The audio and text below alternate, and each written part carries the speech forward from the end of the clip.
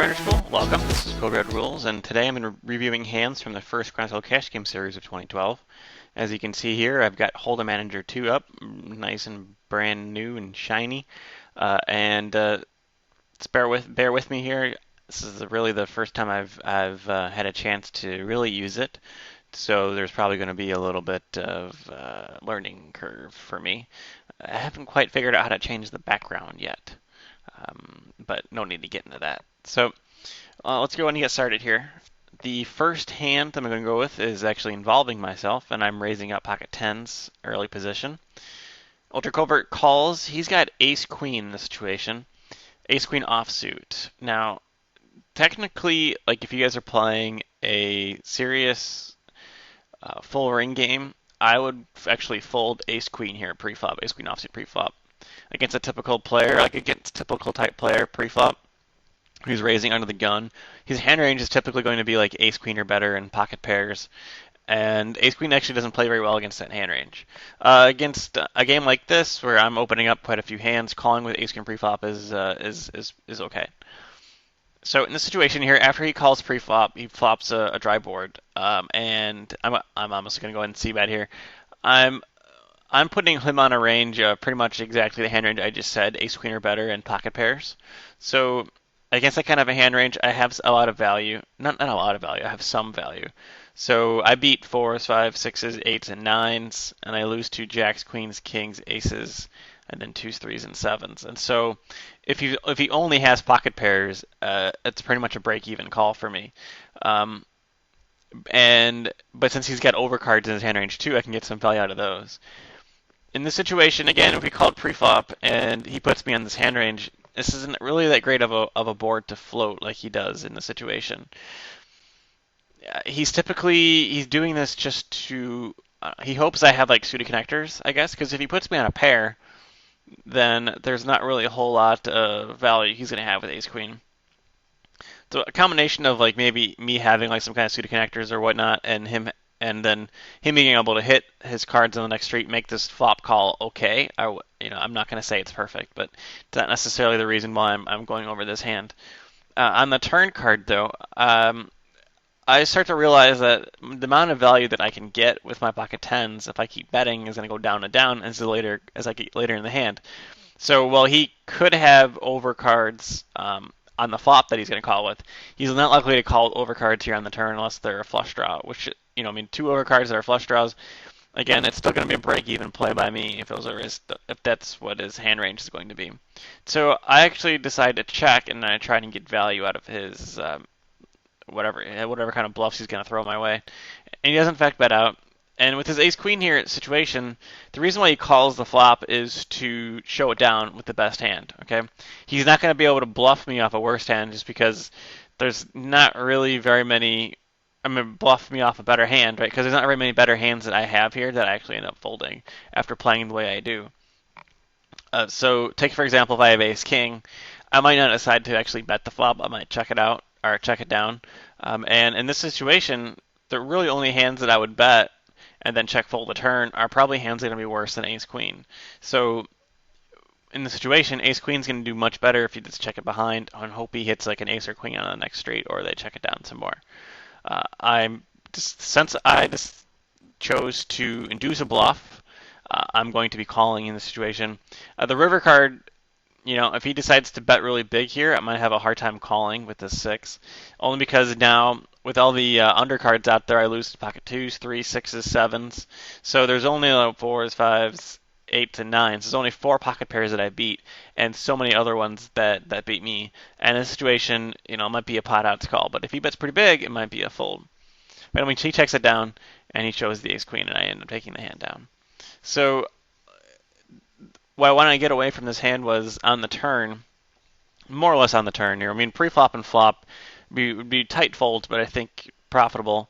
On the turn here with ace queen, you gotta remember exactly what you're doing. Why are you calling the flop? Are you calling the flop to float, or are you calling the flop to show the best hand down? And I think with ace queen, you're not trying to get a lot of worse hands to fold when the turn checks through, but you're going to be trying to win a showdown with the best hand. Alright, so we can go on to the next hand here. This hand is going to involve check raised.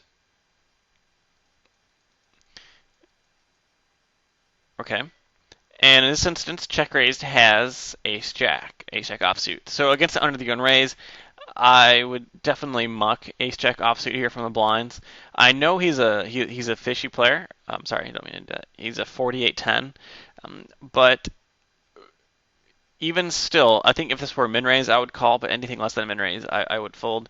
He doesn't necessarily raise up that many hands.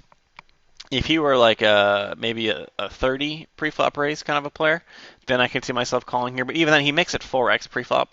I think we're better suited to just go ahead and muck it pre and try and play a hand more in position against him, even though it's really hard given our table position.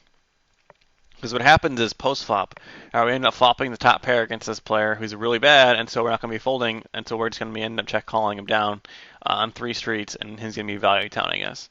All right, and there's not really a whole lot we can do post-flop against this kind of a player because it's hard to make any reads, and so the place where we would have to fix it would be pre-flop. Okay. All right, we can go on to the next hand here, and we can see the ace jack raise. Okay, we can go on to the next hand. This hand's going to be again with check raised versus B mountsy in this situation. Okay. Right? No. More what's going on here. Okay, so I know what's going on. Check raise actually has pocket tens in this situation, and we're playing against this this fish, range 5, whatever. He's not necessarily that fishy either. He's like a 30-20, and I mean in full ring, yeah, that's pretty. It's like probably twice as many hands as it should be in this situation. But at the same time, he's not fishy enough that we can defend re-raising pocket tens. If he were like 70-50, or something absolutely ridiculous, 60-40, re-raising the pocket tens here to get in pre-flop is not actually that bad of a play. But with this side of a player raising under the gun, early position, I'm not a big fan of the re-raise. But even still, we're probably going to be ahead most of the time, only because the only way we wouldn't be ahead would be if our opponent has jacks through aces. It's just that over half the time we're going to end up being in boards like this, where there's an overcard, and how are we going to play this out of position and re-raise pot? The pot's pretty big. Well, what I wouldn't do is bet out. All right, well, you got to realize, like, okay, why are we betting out here? Are we going to be getting value from our hand? Because I mean, chances are most flops are actually going to be ahead of our opponent, and the problem is, without having an overpair, being ahead of our opponent makes it really hard for us to get value. So in this situation, I wouldn't be betting out. In fact, I would be checking, hoping to induce a bluff and check calling at least one straight in this position against his opponent. Where I would change it up would be, well, this is actually last hand. Where I would change it up would be, wouldn't re-raise pre-flop, and that would allow me to actually see more streets post-flop and check call it down more. As you can see here, we were actually ahead, and I mean our opponent called us with a pretty bad hand range. But given how hard it is to play, and I mean I think we were trying to get our opponent to fold on this flop and not get him to call, our priorities are kind of out of whack in this scenario. All right, let's go on to hand number 2. So this one should be with the hand that we already covered. Okay, number 3.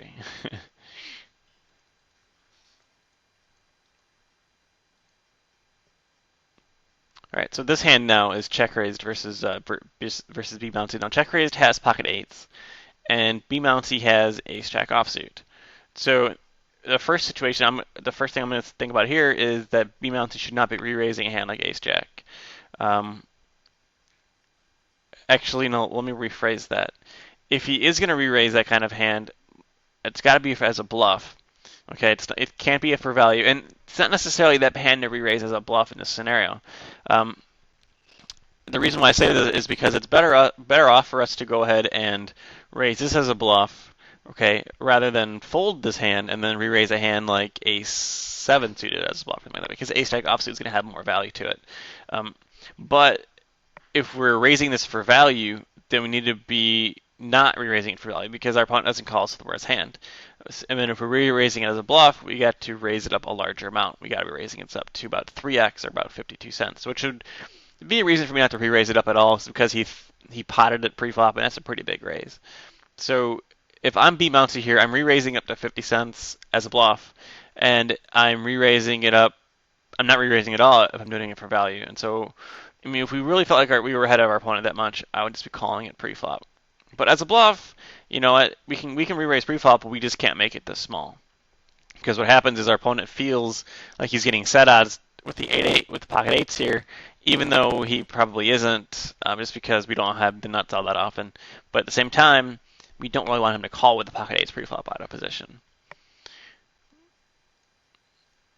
All right, and this board, this is possibly the worst board you could have for Ace Jack, or really for any hand that isn't a part of this board, only because our opponent's calling range hits this board so hard. So with a hand like Ace Jack, we're trying to get Ace Queen and Ace King to fold, but at the same time, our opponent's going to have like 7s, 8s, 9s, 10s, Jacks, Queens, Kings, or Aces a heck of a lot of time, and very rarely have 2s through 6s. So he's going to be folding pretty much just the smaller pairs here, and possibly Ace Queen or Ace King to your bet. But I think he's going to have a lot more hands that you're not going to be able to deal with. He's also going to have probably Queen Jack or King Jack all with the double gutters. And once he calls, right, it's going to be really hard for us to go ahead and play it after the fact. Checking back both ways is great. When check raised here actually decides to lead out this river, it's really one of those eye raising things. Like, why are you betting on here? Are you trying to get your opponent to fold? Are you trying to get a call?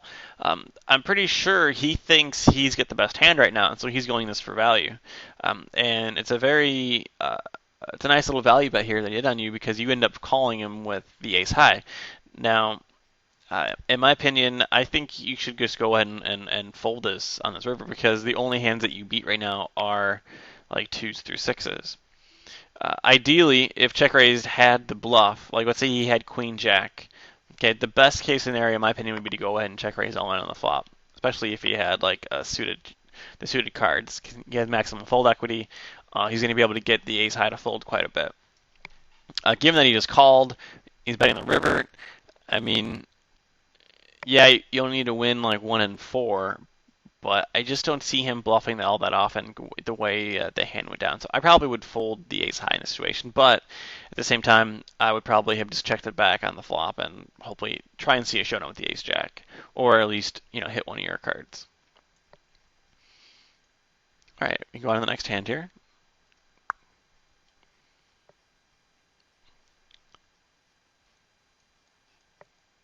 Again, it's going to be with B Mounty. He has pocket 9s, and he's playing against Fear the Bet, we don't really have a sample on him, 9 hands. He's played 3 of them, this being the one that he raised, so there's not really a whole lot going on here. B Mounty has the pocket 9s, and he has the boat. Right, he flops the nuts. That's pretty cool, right? So it's a pretty criminal thing to sit here and watch. I mean, it's pretty painful. Oh, I'm sorry. Oh, this guy was short stacked, so please nix this hand.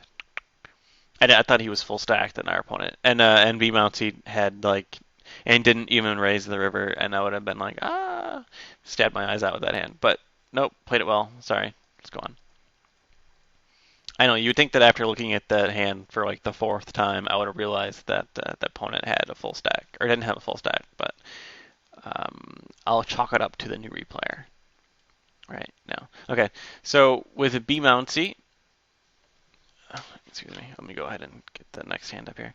With B Mounty here, he's got the ace king. Sarzante calls with 10-9 suited. In a normal full ring setting, I wouldn't like to call it all with the suited connector. We don't really have a whole lot of value to it. But in this kind of game, I mean, if you're trying to mix things up a little bit, it's kind of fun. But overall, I would say fold pre-flop with the 10-9 suited. Let's see, we flop overcards and gutter ball, so we can't really fold yet, even if our opponent bet. I like this bet when check too, and I feel like though B Mounty at the same time played his ace king very well by check calling. Okay, by betting it out, he realizes it's an awkward situation by like not being able to value bet, but not really getting any better hands to fold either. So he check calls.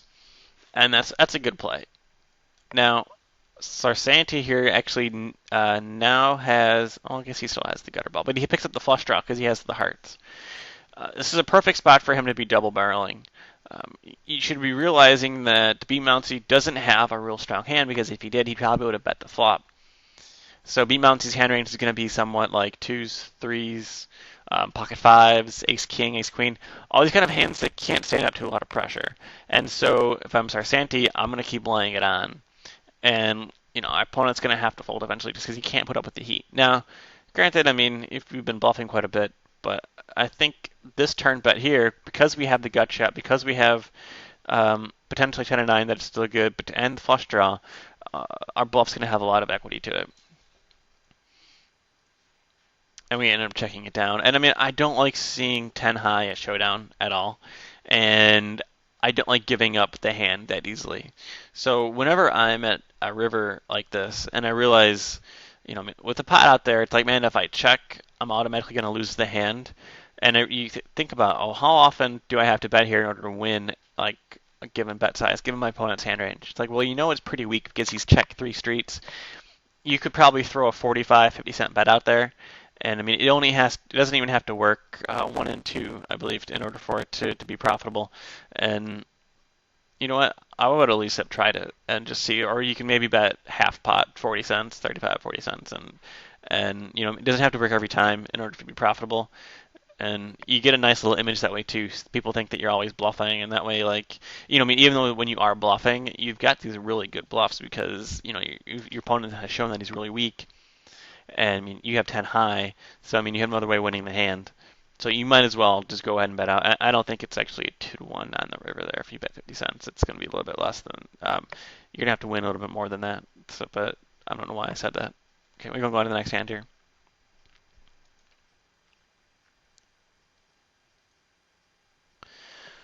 All right, another hand where I'm involved. And since I get bad beated, I'm actually going to be playing it, but it's not the reason why. All right, so check raised has pocket queens in the situation, and I'm sitting here in the driver's, in the driver's seat, facing a raise. How to play pocket queens facing a raise and a re-raise pre-flop, and that's always that's a tough question, right? It always happens. How do you play it here? Well, it depends on who the previous opponents are. Okay, if let's say this Kaushi guy is a big fish. Okay, let's say he's like the 60-30. All right, and he's the one who re-raised me here. Re-raised the original preflop raiser, and you've got the queens. This is actually a good play then, to cold 4-bet with the fish 3-betting. But turn that around. What if the fish here is the one who raised and is getting 3-bet by a reg? Okay, well in that point you don't want to 3-bet or 4-bet the fish out of the pot. You want to call, and maybe that fish will come back over the top and try and squeeze the two of you again. Okay, that's what you want. But now, what happens if they're both fish? Well, if they're both fish, go ahead and 4-bet your heart away. Now, if they're both regulars, like these are here, all right, I'm a nit. Get this guy behind you, next to you here, who's a big nit. You're in a really tough spot. And I think what to do with pocket queens and a hand like ace king in a situation is to just call. Calling it is going to be the best play because what happens is you inadvertently, but at the same time, intentionally give away your hand strength of, hey, it's pretty strong. I could have aces and it's trying to trap. I probably don't have worse than jacks. So play your hand accordingly. You know what I mean? And when you see something like that, so like let's say he calls here, and let's say I decide to 4-bet then to 109. Okay, well then all right, well that I know you have a strong hand, and I'm still willing to 4-bet you, and that sits in a situation. You could probably actually fold the queens pre-flop. I might not be. I mean, it'd be a tough situation, but by calling, you give me the chance to call too, and you should be ahead of everybody's hand range is if everybody calls. I go ahead and just flat the aces here pre-flop to raise 3-bet and cold 4-bet. I mean, I think if I do this, it's pretty obvious the fact that I have pocket aces. I mean, or kings, I guess. But I figured you know, the pot's gonna be pretty massive, and by the time this guy sees a flop, right, with a $5 behind, and the pot's 250, he's pretty much pot committed with anything. So I just realized that, and I'm gonna call, and maybe this other net here will come along too, which he does. And this is actually a really bad call, no matter really what this Cauchy guy has with for 60 cents. There's not even the implied odds there in order to make that call. So that's kind of another reason why I ended up calling, right? Because I mean, I could four bet, and I probably would have won the hand instantly there. And it's a decent sized pot, 45 big blinds. I got a little bit greedy, trying to get this reg in here to call, and or maybe he'd four bet with a hand like kings or something like that, and we go all out. Post flop, there's not really a whole lot to do in this situation. I mean, we could fold, right? But our opponent could still have pocket kings, and against pocket kings or pocket aces, we still have to in order to get it all in here. And I probably should have just gone all in on the flop and not even had, made him put in this double bets in, because it's like I know he has like queens, kings, or aces here, and I mean against with pocket aces against that hand range, we're actually doing pretty well, and I can go ahead and show you the equity here. Okay, so against queens, kings, and aces, pocket aces has 62% on the flop. Um, we're going to be tying it only 5%. So I mean, a lot of those aren't necessarily chops either. And then by the time the turn comes in, I mean, it's solidifying pretty well. So I still can't fold against that hand range. Right, so we're at 64% here, and we're tying only 5% of the time. So it's a very clear stack off for us post flop, even though it sucks that he's gonna have the queen sometimes too. And like I said, because I got bad beat, I'm posting the hand. No, actually, that's not right. Okay. Overall, for check raise, I would have called pre-flop, and then once you end up, you would have flopped the set. It's still gonna be hard for me to fold. You're not gonna be folding out aces in a re-raise pot three-way like that. So cold four betting though overplays your hand. Okay, I'm going to the next hand here. All right, so this hand's going to be against Quizit. Welcome back, Quizit. Thank you for not sending in your hands. Sarcasm. And then we have Ultra Covert, who decides to call with the King Queen offsuit. So this is a pretty loose call with King Queen offsuit in position. If it were suited, it makes a little more sense. If we were on the button, it would make a little bit more sense. But otherwise, I would fold it here or 3-bet as a bluff.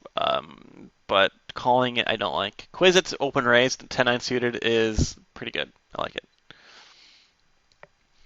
Not the reason why I'm talking though. Quizit flopped the flush here. He's got the 10-9 of clubs. Ultra Covert has the king of clubs with the queen on it. What's the best way for Ultra Covert to play his top pair and a draw? All right, call the bet, raise the bet, or fold. Well, if your answer was raise the bet, you are wrong, because we don't really want our opponent to fold, and there's not really a whole lot of value here. So calling is going to be the best play. I mean, not a whole lot of value in raising that we can get from a worse hand. Oh yeah, we can get the ace high in there. It's like the ace high flush is not going to be stacking off with this. The ace high like flush draw randomly is not going to be stacking off with this. This is in 2005.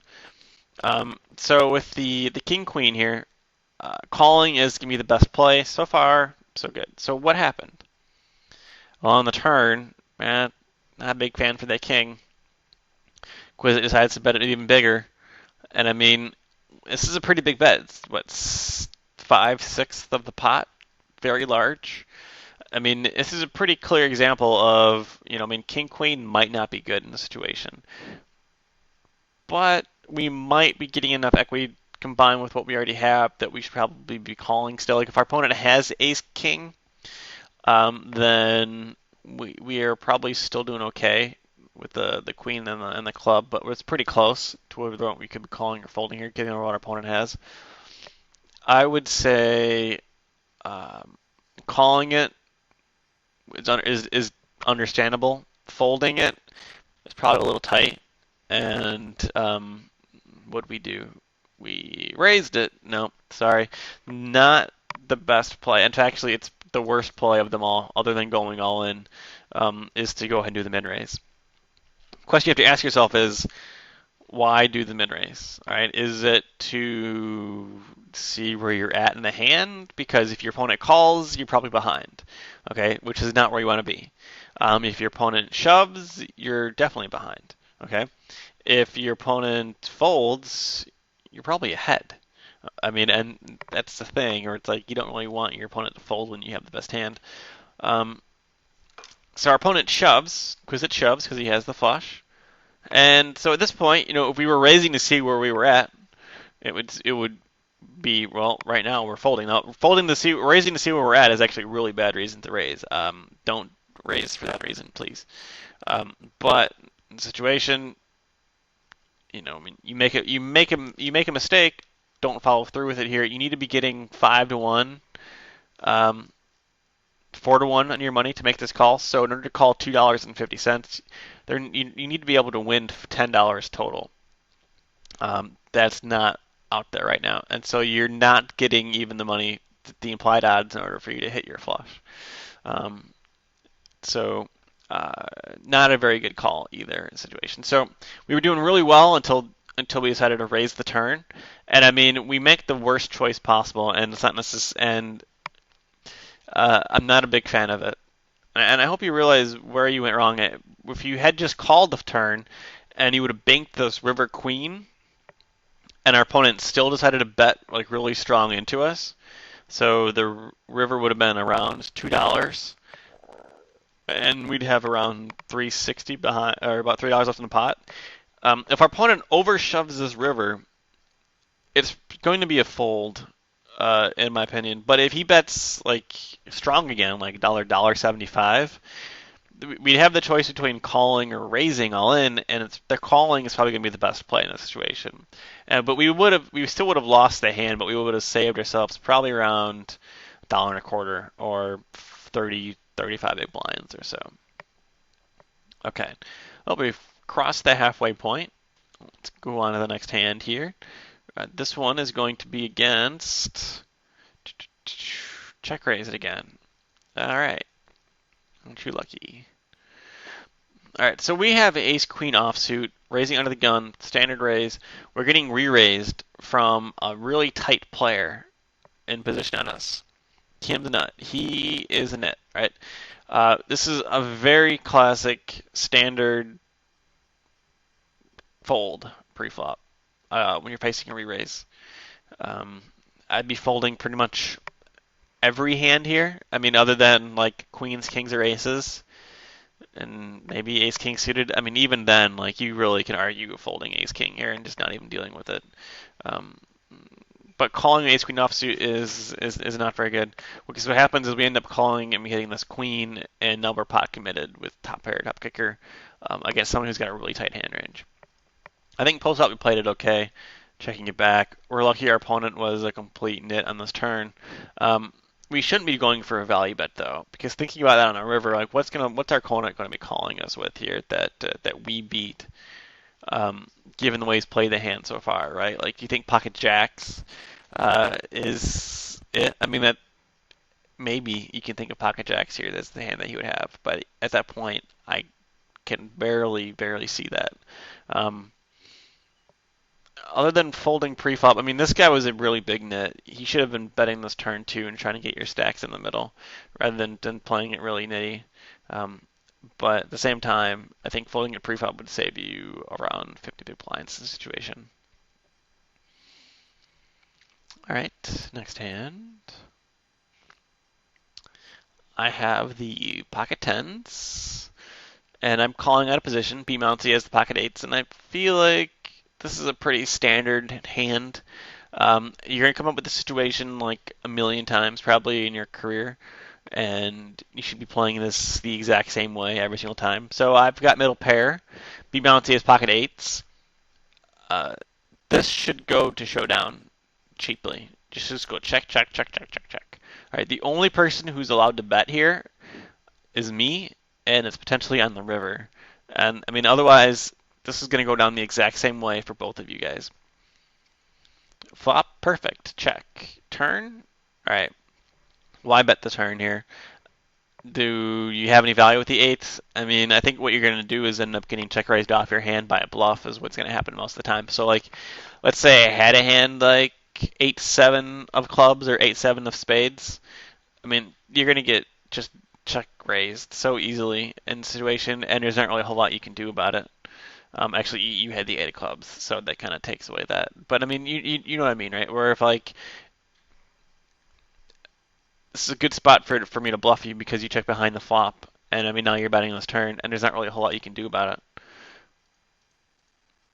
And you give up on the river, and I mean we don't want to be bluffing either when we have only two outs.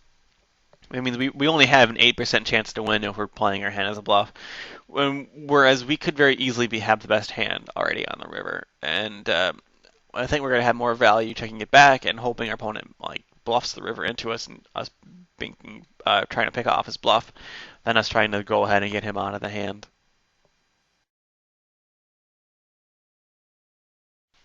All right, so let's go on to the next hand here. I've gone ahead and shown all hold cards just because I'm getting tired of fumbling around trying to look for everybody's hands. Um, so anyway, in this situation, in this hand, we've got a type player raises up on the button, king nine suited. That's pretty standard. And then check raise decides to re-raise the pocket queens. Now a lot of you guys would be like, holy cow, this guy's pretty tight. A lot of the times I wouldn't re-raise here, but at these stakes, I think we can make a defense for re-raising some unknown players just because of what they do. So like in this situation here, Fleming decides to call the re-raise. So probably, the stats are a little bit too tight than what he actually is. What happens when you have a small sample size? And our opponent decides to raise this on this flop. The only problem I have with the way this hand was played, though, was when check raised decides to get really fancy and makes like a min re-raise back. I think this is a overplay of your hand. This is something that like you would do if you had the absolute nuts, like you flopped quads, um, straight flush, or even like top set pocket tens. But with you just have like a marginal overpair like this, I mean, I have no problem with you stacking off to somebody who's going to be stacking off here with the king nine. But just go ahead and shove it in rather than like have your opponent decide to put a four bet in because to be honest, the more he puts bets in or the more you force him to action, the stronger his hand range gets. And so I would just go ahead and shove it all in here rather than do a little min re-raise. Okay. And we hold up. So, I mean, nice hand there. All right, we go on the next hand. As you can see, we've got Ace King versus Ace Jack versus Jack King. I kind of make a little goofy call here on the preflop on the button. I'm pretty much playing my button. It's still a fairly loose call though, and if it were suited, it'd be an easy call. This is probably a fold though for me. But I'm trying to play some hands, trying to not get beaten by both of these guys, and they absolutely have me dominated, which looks pretty bad. So anyway, these guys, these guys are getting a world of hurt here, given this board, right? So the first thing I have to say is this bet size in this flop is not very optimal. Think about it this way: you could have bet it 3 times as much, okay, and you would have gotten more than a third of the calls, right? So when you bet 16 cents like this, you're going to get called by all pocket pairs, all ace X's, and maybe a couple like random high cards, right? King high or whatever. Now, when you were to bet, like, let's say you bet 48 cents instead, right? You're still going to get called by a lot of pocket pairs. Still going to get called by all the ace X's. You're just not going to get called by all the king highs. And so you get to do if you do the card combinations here of how many pocket pairs are in your opponent's hand range, you're going to realize that it's going to be pretty high. So we can actually bet larger and get more value out of our hand just based on math because he's going to be calling us with the same number of hands if we bet larger. So I'd argue for a larger flop bet. Now it's kind of strange the way this turn plays because we go into check call mode almost like we're afraid of our opponent. Our opponent's in nothing but show us kind of a standard line, right? He hasn't really shown us that he has the nuts. You just show him that he's really, he's betting whatever hand that he has. And so the only reason why we don't go all in here is because we're afraid our opponent has like pocket threes or pocket sevens, because our opponent will never have ace seven or ace three here. At least a tight player will never have ace seven or ace three here. And so we're only afraid of threes and sevens, and that kind of doesn't make any sense because that's only six combinations. Now our opponent could have like ace jack, he could have ace queen, you'd also have ace king, right? Ace king we chop against. So against possibility of having ace jack, let's see, 3 times 3, roughly, four combinations, and ace queen, four combinations. Because I have 8 combinations of cards that we beat, and then 6 combinations of cards that beats us. That it kind of, we're getting extra value here by just jamming the river. So I would check shove the river. If not, I would just bet 3 streets. I don't expect Ultra Covert to actually raise us at all. But I think the trick is to not give our opponent credit for a stronger hand without him really telling us, especially when we have such a real strong hand ourselves. All right. So let's see if I didn't miss a hand. Yeah, I missed a hand. Okay. B mounting raises up the ace king under the gun, definitely standard. And Kim's nut, our dice player, decides to call on the button with 10-9 suited. Now, in this situation, typically, if our opponent's going to slow play us, it's going to go, for us, bet flop, bet turn, bet river. And and if our opponent ever raises us, we don't know any wiser. But if our opponent raises us any given time, right, that's when we start to pause. And this is not necessarily just because we know our opponent has 2 pair, but whenever we have top pair, whenever we have 1 over pair, whenever we get raised at any point post flop, we have to really consider where we're at in the hand. All right, so we bet this flop, and if our opponent calls us, all right, we're going to bet the turn too, most likely. Depending on if the turn's a queen, I'm probably going to be check calling the turn if the turn's a queen, just because our opponent's tight and he's going to have ace queen a lot. So I would, be betting on here. Once we get raised, though, like I said, we need to seriously consider where we're at in the hand. Right? Consider our opponent. Our opponent's a really tight player. A tight player on the board, what's he raising? He's going to be raising 2 pair. He's going to be raising sets. And what else is there? You know what I mean? Like, you could argue that he has like some kind of ace high club draw, but we have the ace of clubs. So that really argues like the queen jack of clubs. There's not really a whole lot out there that we can really put in his hand ratings that we beat at this point. So we have three options, right? We can get it all in. We can call the raise, or we can fold to the raise. In honesty, in most scenarios, I would just give it up here. He's raising it over 3x. It's just a monstrous raise, and he's a tight player. What can he have? We've only invested so far roughly 9-10 big blinds. There's not really a need to defend any money. We're not pot committed. We haven't lost that much. Go ahead and just fold it out.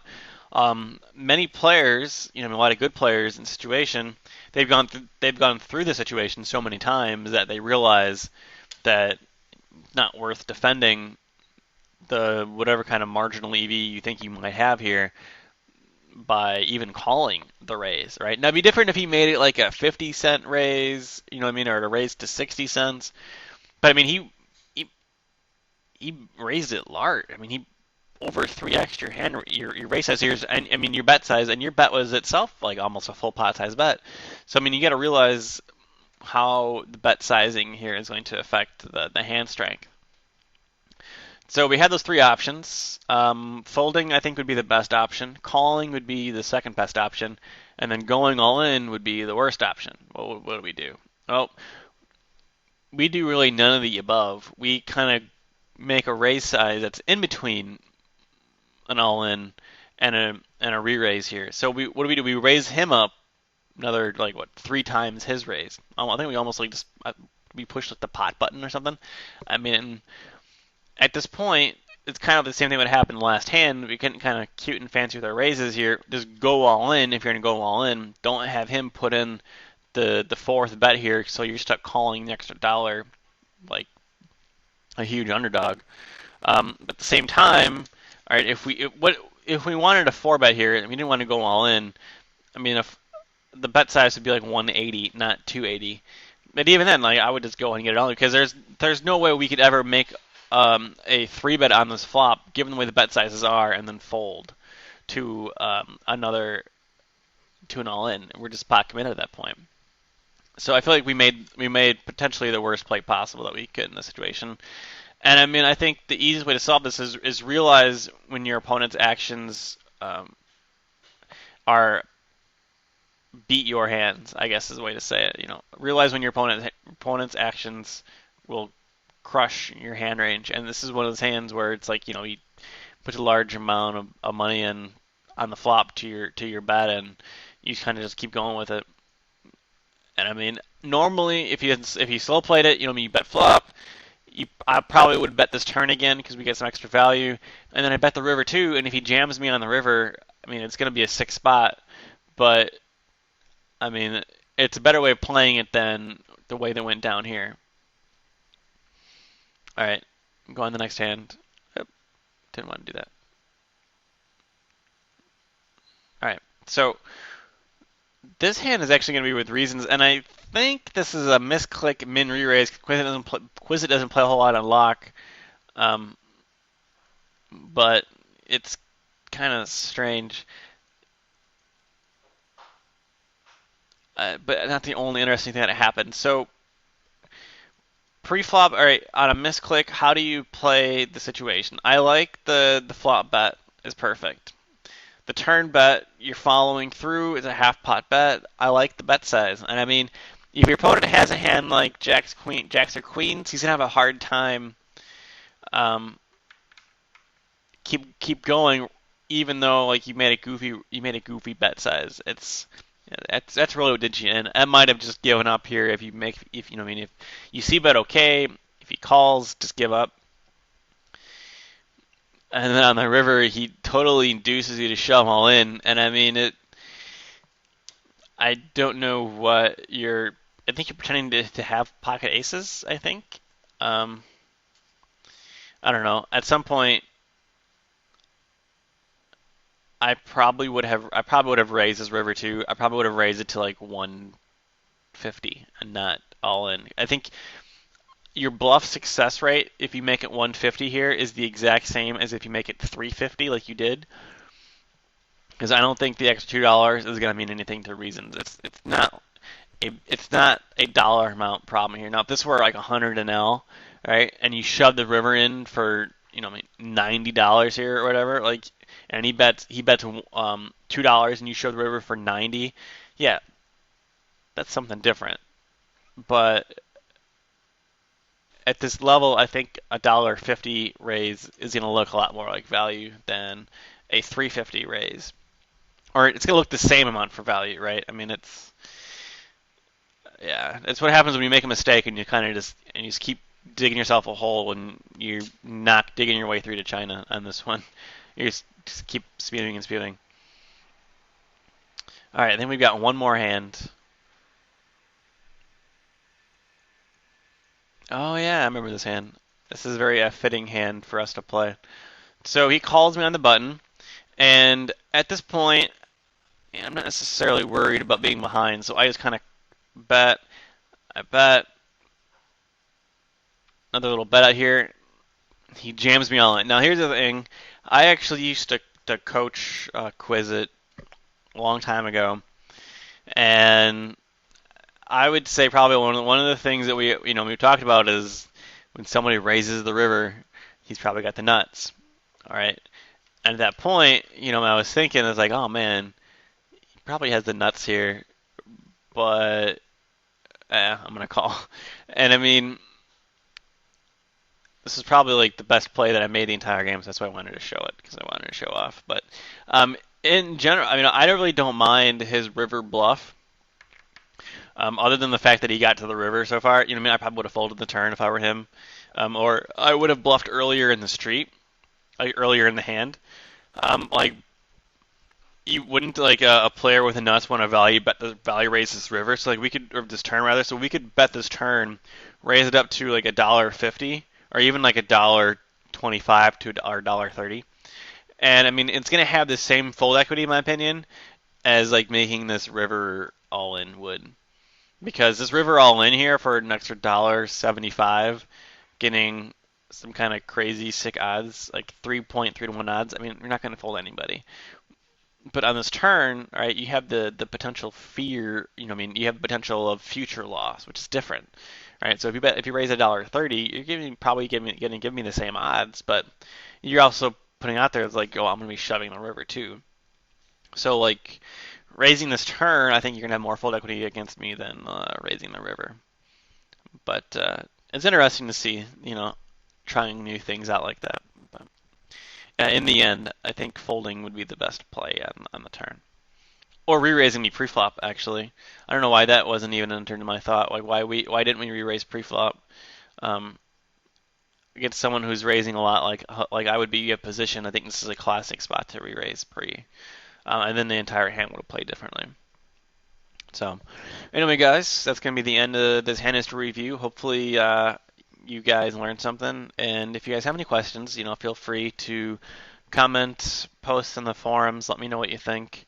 Yeah, and if I missed a couple hands or you guys want an additional hand reviewed from this session, go and post it there too in that thread, and we'll talk about it. So, guys, I'll see you in a couple weeks at the next GTS GCS event. And otherwise, good luck at the tables.